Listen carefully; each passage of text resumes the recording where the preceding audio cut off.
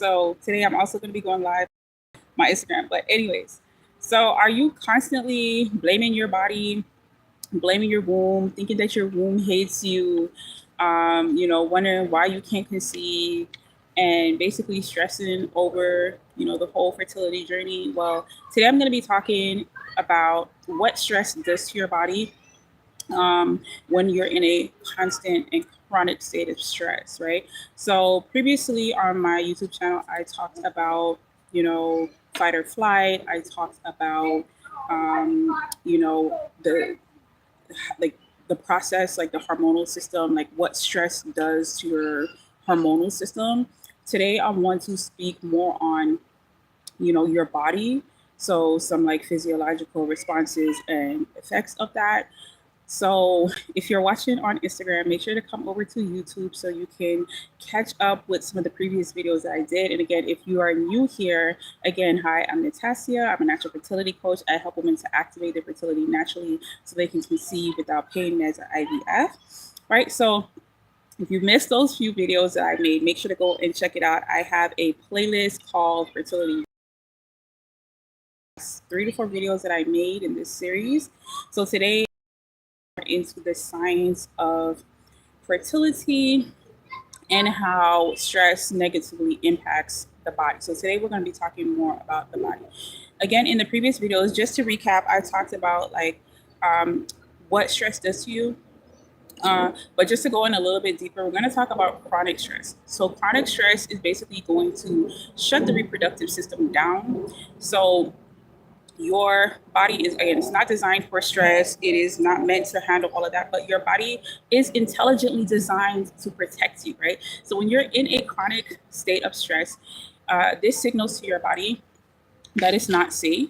And because the woman's body is intelligently designed, what happens is your body's actually trying to protect you, right? So it's going to prioritize your life over a new life. It's going to protect the existing life rather than protecting the formation of a new life. And if you think about this, it makes perfect sense, right? Because how can you be able to ensure a new life if you cannot take care of yours, right? So your body's really just trying to make sure that both you and your baby are going to be able to survive whatever the situation is, right? So if your lifestyle is not supporting the type of safety and security that needs to happen, then your body's basically going to shut down your reproductive system. So I talked more about that in my previous video. But again, basically your body goes into survival mode, and this down regulates your reproductive hormones, right? So the next thing that happens is after your body is like, okay, we're in chronic stress, we're not going to do this. What happens is because your body is in chronic stress, your brain signals to your your brain signals to your hormonal system that, okay, look, just shut it all the way down, okay? Because we're not just talking about temporary stress. We're talking about chronic stress, which is consistent stress. So this can happen if like your environment, if your emotional states, if your body is exposed to any type of like harm or danger, or basically if your body perceives danger, it's just going to again suppress your hormones. And so what's actually happening here is that cortisol suppresses gonadotropin releasing hormone, or growth hormone, probably, right? And so when your growth hormone is suppressed, your ovulation becomes suppressed also, right? So this is what's happening when there's chronic stress. When there's chronic stress, this is like a gradual decline of your reproductive hormones being produced, right? So in this state of this gradual decline, because now your gonadotropin releasing hormone is suppressed, your ovulation is going to be suppressed also. Because remember, your growth hormone is what triggers for the luteinizing hormone and follicle stimulating hormone, and for your ovulation to occur in the first place. But when gonadotropin releasing hormone is blocked, it's not going to trigger any of those things. Okay, and so then if you're ovulating less, guess what? You have less chances of conception, right? So if you have less chances of conception over like a prolonged period of time, you are going to have a lower fertility rate. Now, here's the thing. The stress does not have to be physical. It doesn't even have to be real. It just has to be perceived, meaning your brain just has to perceive stress. It just has to sense that you're in danger. It just has to, like, you just have to sort of think that you're in danger or feel danger. Okay. And so this can come from anything. This can come from it can come from your emotional state. It can come from relationship. It can come from stress at your workplace, at your job, even if it's a career, a business that you created yourself, right? If you're stressed in that situation, your body's going to pick up on all of these subtleties. Okay, it's going to pick up on your mood. It's going to pick up pro anxiety that you're feeling. Okay, and again, like I said, short term, it's not a problem. You just might not conceive, this month. And again, it really depends on like where in your cycle you're feeling stress. Just because you're experiencing stress does not mean your ovulation system is always going to shut down. It really depends on where in your cycle that this is happening. Obviously, if it's happening after your ovulation, then it's not going to be such a big deal, right? But the problem is when you are in a more chronic state of stress. Now, here's some stuff that we didn't cover in the last two videos. So the next thing that happens if your body perceives that you're in a real serious chronic state of stress is that your immune system is basically also going to suffer, right? So we're not just talking about your immune system. We're talking about your digestion. We're talking about and so when we talk about the digestion, we're talking about like your gut microbiome. We're also talking about, again, your immune system. We're also talking about inflammation. Okay, so this is another major thing about stress. I've talked about it several times before, but inflammation is like another form of stress. It's like internal stress on the body. And so let me paint the picture. You have to go back to the last videos. I don't want to go too much into this, but what happens is that because cortisol is released, cortisol suppresses progesterone. Okay, and your body is in this constant fight or flight mode. Again, when you're in fight or flight, when you're in survival mode, constant fight or flight, masculine energy, what's going to happen is that your brain shuts down the reproductive system. So what's happening here is there's no longer any blood flow going to your reproductive system. There's no blood flow, no oxygen, and when you have no blood flow, no circulation, no oxygen, guess what's happening? You're not getting no nutrients to your womb either. If there's no nutrients going to your womb, then ultimately your womb is going to become malnutrition. Okay. And so if your womb is malnutrition, it's not going to be able to provide the cells with the antioxidants that it needs. It's not going to be able to, create that like inner sort of fluid that needs to be in the cells that is going to be like at the right balance of like pH, energy, whatever the case is, because you also have to remember your mitochondria also needs a lot of energy in the form of ATP. So if your mitochondria is not getting any energy because you're not getting any nutrients, then again, your cells in your reproductive system, they're going to be depleted of that. They're going to be depleted of energy, depleted of nutrients. Your reproductive organs themselves are going to be depleted of vital energy and nutrients. And so, your womb and your reproductive systems really are going to be shut down on a macro level as well, right? So the thing about the inflammation is that, again, if you're not having circulation flowing through your womb, if you're not having blood flow, not having proper energy, then inflammation can build up. Inflammation can build up in the form of mucus. It can build up in the form of blockages in like your tubes. It could accumulate and turn into like fibroids, endometriosis, polyps. And again, this can also be a result of your estrogen hormone not being able to be filtered out of your system. It could be a result of androgen hormones also not being able to be filtered out. And ultimately, We're also talking about, um, poor liver function. We're talking about poor digestion. So here's another thing that happens. So, you know, sure, stress affects your reproductive system and it can affect it negatively, and it can mean that you're not going to be able to conceive this month or in the near months in the future until your body balances back. But it doesn't just affect your reproductive system, it can also affect your digestive system. So not only is your womb and your reproductive system going to be malnourished, but now we're also talking about just your body in general. So how you are storing nutrients is also going to be affected if you remain in constant fight or flight or remain in constant survival mode, right? So remember, it takes about 3 months in order for you to accumulate the right amount of um, folate, right, in your body. You really want to focus on folate, not folic acid. But if you're not if your body is now in constant fight or flight and your digestion is sluggish, the absorption of nutrients is going to be sluggish, it's going to be poor, and it may not be stored well in your body, or certain waste products may not be able to be filtered out.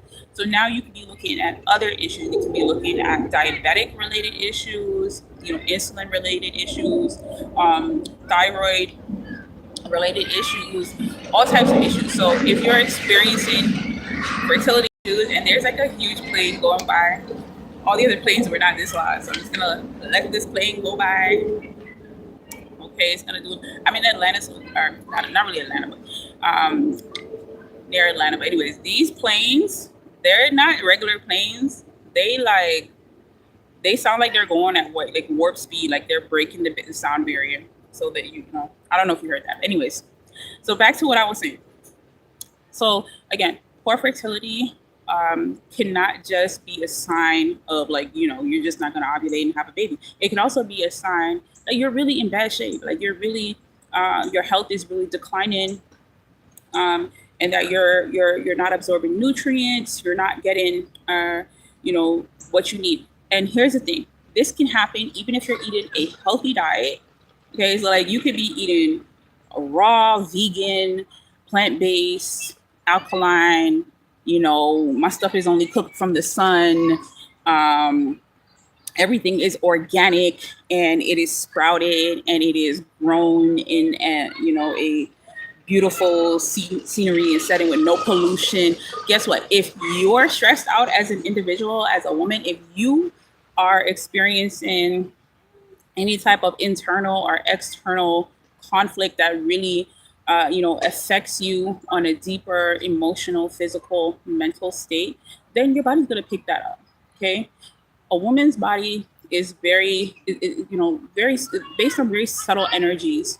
We are very receptive to flow, we're very receptive to energy, and like we know when something is off. And you could do everything you want externally, but internally, if there's not that balance, if there's not that ease, like we know what ease feel like. You know what ease feel like, right? You know when things are going well, going smooth. And this is not to say that you have to micromanage all of your, experiences and relationships with every single person and, every minute of the day. But overall, it doesn't matter even if you're eating the healthiest diet, if you're playing chimes all day and you're playing, meditation music. I know people that they play meditation music, they listen to affirmations, they listen to like all of these stuff, and then they're still very angry on the inside, they're still very irate. And again, I'm not saying that you got to be perfect or you got to like not have any moments of just like frustration or anything like that. That is all okay. It's just I just want you to know that sometimes people say things like, oh, but I'm doing everything right, but you might not feel that way. You might be doing things by the book, but at the end of the day, it's going to come back down to how do you feel about it? How do you feel about what you did? How does XYZ make you feel? And that's one of the things that, again, as women in this society, we are not really encouraged to lean into our feelings, into our emotions, right? It's all supposed to be about thought and logic and, proof, and things like that. But leaning more into your feeling is really going to give you more of the truth. Crazily, it's going to give you the truth of the matter, especially when dealing with fertility, right? So, you know, sometimes it's not that important to just focus on all of the external things, but really more on the internal, right? So when I was on my fertility journey, when I was starting to tap into, my fertility, my femininity, starting to learn my body, before I healed my fibroid, conceived my son in one cycle, and started to learn when I ovulated, what I was doing is every single day I was journaling how I feel today. Um, you know, I journaled about what I wanted. Okay, so I was like visualizing. I didn't know it at the time. It probably wasn't. It's probably not exactly visualizing, but I would like basically journal out what I wanted, how I felt, and then what was like a third thing I journaled. I gotta go look back in my journal and see what that was. But basically, every day I would check in with myself. I would check in with myself, and like I had a whole routine. And again, I still teach this routine, but so that, I think that's what really helped me, is because like when you're really more in tune with your body, when you're checking in with yourself daily, regularly, you're more connected to your emotions and your feelings, and you're able to sort of signal back to your body that you're safe. Because if you have time to check into yourself, right, if you have time to do these um internal assessments, of course you're safe, right? Because if you didn't have time to do these internal assessments, of course you would not be safe, because you don't even have time to check in with yourself. So when you do that type of work, when you do that type of, self-assessment, or, journaling and things like that, you're really signaling to your body that I am so safe that I could just sit down and I could just write my thoughts and my feelings. I am so safe right now that I could just talk to myself about myself. That's what you're doing when you're journaling. You are talking to yourself about yourself, and nobody else has to know that, right? So that's like one thing that you can do to sort of, train yourself to either like learn your body more, to stop blaming your body, not to blame yourself, and to start to trust yourself and trust the process, is to just do some simple journaling. Because like I said, it really signals to your body that you're safe. But before I go on too far, right, I just want to mention that again. So the fourth thing here that stress does to your chronic stress does to your body is to constantly trigger your adrenals, your adrenal response. So we're talking about like adrenaline, we're talking about cortisol. And so that's where the real problem is when you're constantly stressed, like you're stressed for months. You go to work, mad. Come home, mad. You know, I don't know, cook food, mad. Turn on the TV. I don't watch TV, but yeah, mad. Watch TV, even scrolling, doom scrolling. I want to talk to y'all about this. Look, I have been doing this detox. It's not something I planned on doing, but I basically, I don't know if you're on Instagram, you probably noticed this, but I've pretty much reduced my total internet usage, like my total phone usage. Like I really only use my phone to work on projects like this, and and just basically research and maybe like watch documentaries, and you know create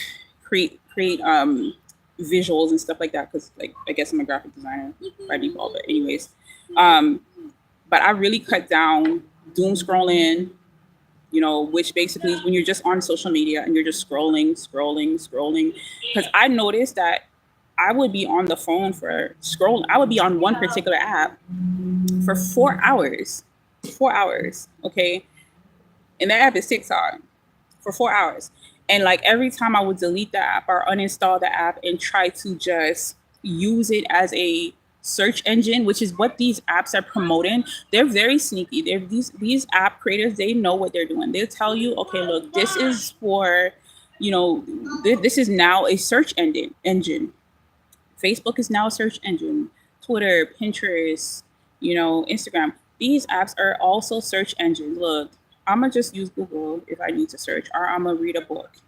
Because what I've noticed is that even if you try to search something, they are pushing things in your face. As soon as you open up the app, the dramatized, stressy, um, emotion driven video is what is being displayed to you. So you forget what you went on there to search for. Am I wrong? You end up watching the video because it's the first one there, and they know that when you scroll, nothing else compares to that first video, nothing else, right? So, anyways, I've been doing this sort of like little detox, and I encourage you to do a little detox too, where you are not allowing yourself to be stressed out by using this device in our hand. You know, because of this device, I noticed like last year I barely was able to like really read like any books. Like, not to say that I didn't read any books, but like it was reading books just became less of a thing. Um, and also, I noticed I felt like anxiety after using, you know, TikTok and things like that. I really started to feel a lot of anxiety to the point, like, even in my chest, I was feeling it after I would go to my bed using this app. But what's happening is, it's not that just what you're seeing, it's also the blue light that's coming from the phone. It's also, whatever Wi-Fi, whatever internet, so I basically have shut that down to a minimum, right? So I encourage you to do the same thing, especially if you're on your fertility journey. Minimize the social media accounts. I consider YouTube also social media. And I also now use my settings to tell me like how much time I'm spending on this app, because there's things that I want to do, and if I'm going to be using my phone to do it, I want to make sure that I'm using that time wisely, and that I'm using that time to do the thing that I said I want to do. So right now I'm using my Google Docs a lot more. So if my Google Docs are starting to show that like I'm using YouTube more than my Google Docs, then I know that I need to shut YouTube down for real and just really focus on what I'm doing in my Google Docs, right? Which is writing and things like that. Right. And so that's like just one way you can do, like, really, these phones, and this is how the money is being made. It's being made even if you're playing a game on here and the ads are popping up every 30 seconds. That is intense microaggression for some people who don't like ads. I don't like ads, especially if the ads are ridiculous. But anyways, so look in your life to see what is causing you stress. And sometimes you're not perceiving it as stress. Like, you consciously don't perceive it as stress, but subconsciously your body knows what time it is. It knows, look, this thing right here is so annoying that I could do something to the producer or the whoever created the game or the app or whatever. So look out for things like that. Is it somebody particularly in your life that's causing you stress? Is it, a place in your house that is causing you stress? And in this example, maybe you need to clean, an area out. I've also been doing a deep clean. I probably should show you. I probably should show you this entire wagon. I have an entire wagon full of trash and it's not exactly trash. It's like stuff that has been around my house and my property. I'm decluttering, deep cleaning, and I feel so much better. One thing I've been doing for that, just to give you, if you want to, like, again, join along. It's not like a real challenge I'm doing publicly, but what you can do is you can track how much things you throw away. So like yesterday, I think it was yesterday, the day before, I threw away 195 or 97 things. Okay. And so it got really, the reason why that was, some of that was like my daughter's markers and things like that. But like these things were like, they're dry and they take up a lot of space, and when you do have children, it can get clogged and crowded and things like that. So, this is like a good practice to just clear things out. But what happens when you clear things out, you make more space for new energy and for new life, right? So that is one thing that I've been doing. I hope that I inspire you to also do the same. I'm working my way up to my closet. My closet is not that messy, but I have this rack. If you've seen some of my other videos, the damn thing is in the damn way. But anyways, I'm working my way to just pulling that whole thing out and just getting rid of it, tossing it. So what I found is, like, if you get rid of the things, you also get rid of the things that you store the things on, which creates more space, and you end up feeling better, right? And so you want to create more joy in your life. You want to create more moments of pleasure. You want to create more moments of ease. And that's what they don't tell you, right? They tell you, oh, you should relax, just relax, and you'll get pregnant. Da, da, da. Nobody's telling you how. Well, one way you can relax is to get rid of the things that cause you stress. You don't always have to, you know, do the meditation. You don't always have to, you know, do yoga and things like that. You don't always have to do all of these things that you don't want to do in order to improve your lifestyle.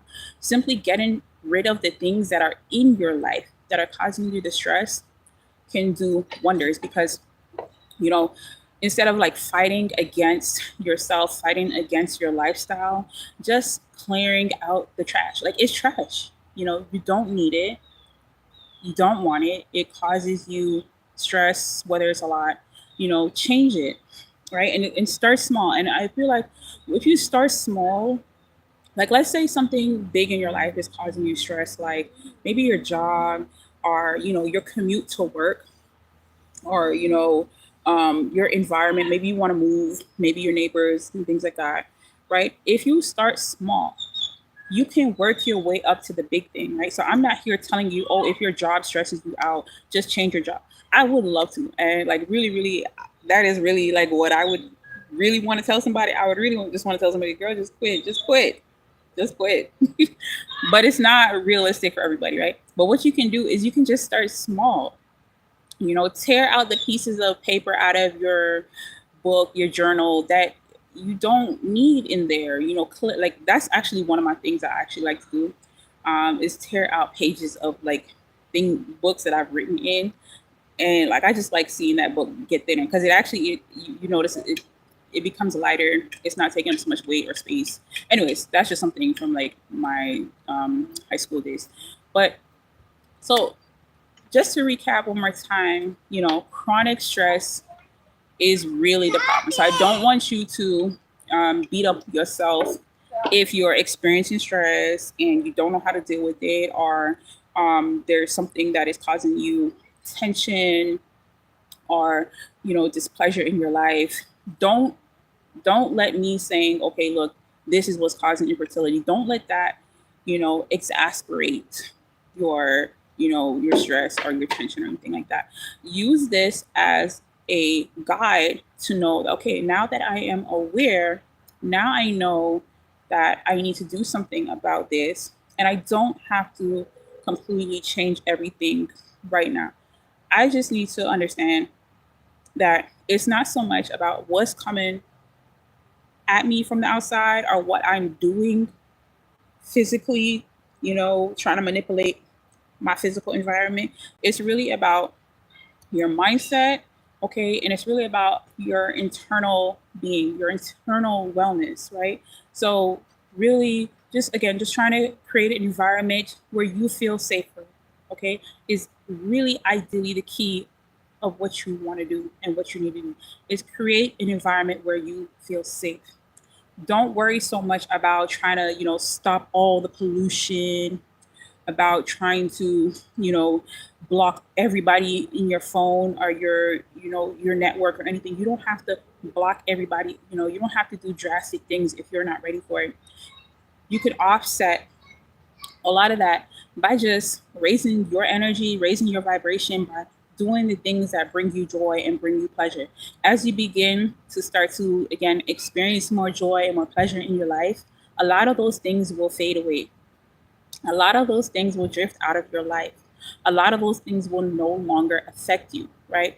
And so, one of the things that I notice is whenever I do my morning affirmation, I'm virtually like nothing can phase me the entire day. The entire day. Okay.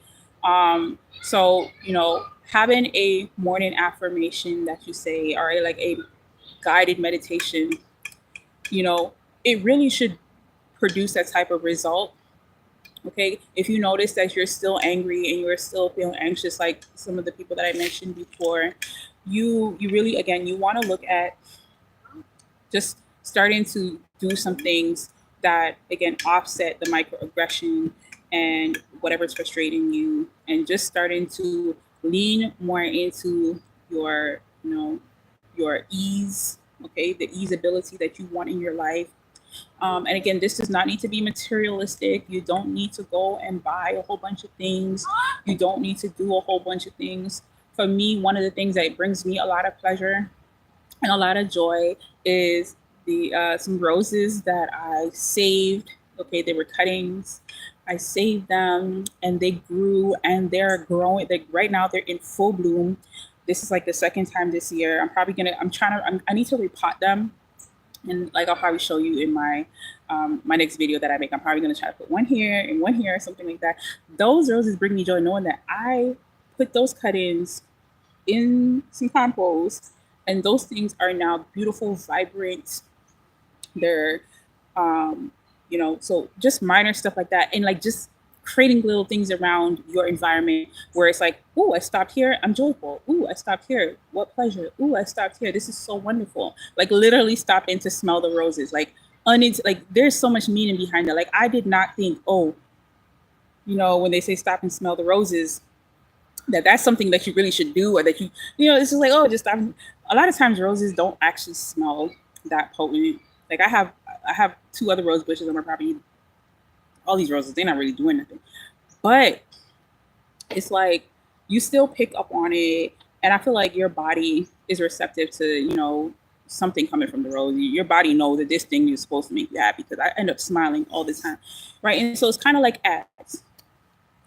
I said this in my fertility vision board training. Your fertility vision board is like an ad, like a positive ad for yourself. And if you think about it, ad, affirmation. Anyways, it's one thing to have a vision board, but it's a whole nother thing to have these like little micro like elements in your physical world, of course, that again helps to reinforce positivity and joy in your life. Right. So that's like a whole nother thing you can do, is just have like little stations in your house, or like just little things that mean, that bring you meaning and have value, and position them in places that you're going to see them. Like, because a lot of times we have things and they're tucked away, and we don't see them. And again, now that I'm cleaning out a lot of stuff in my own life, I'm able to like really just focus on a lot of these, good things, quote unquote. Right. And so again, it's the chronic stress that is really at the root cause of a lot of our problems. And it's not just affecting your fertility, it's affecting your total health. So I really hope that I encourage you to start to really not look at stress as just something that you just have to deal with, or that you can't do anything about, and it's just part of life. And this person is a bleep bleep, and that thing is a book book. Start to do things about it. I don't know, reframe the things that are causing you strain in your life. If you can't move it, if you can't get rid of them, reframe, or just don't even focus on it. Focus on the things that bring you joy. Create more of what brings you joy. Like I said, it doesn't have to be physical. It could be as simple as in morning meditation, right? So with that, if you're ready to learn how you can step more out of survival mode and step into feed and breathe, to step into ease, okay, I do have a free guide that I'm going to be linking in the description once this video is over, so you can download my fertility reset checklist. Okay, so you can do a little self-assessment on yourself, like I mentioned that I used to do. Now I want you to do one too, and of course the one I'm going to give you is going to be like 10 times better, right? So make sure that you click the link to download the self-assessment for this video. After this, the self-assessment for the fertility reset checklist. The next thing is to make sure that you register for my Science of Fertility webinar, where, similar to this video, I dive more into the science, but I'm going to give you some visuals and just really go in and explain things better. You're going to learn, again, some more of the science behind what's going on with your fertility. You're going to get some mindset hacks and things that you can do to improve your fertility as well. Okay, and then the third thing is, if you are wanting to get a consultation or work with me, you can also apply for my Fertility Reset VIP, and the link will also be in the description of this video once it uploads. So thank you for watching. I'm Natasha Winter, and I will see you in another video. And make sure to check out the series for this video, and make sure to also subscribe. All right, take care.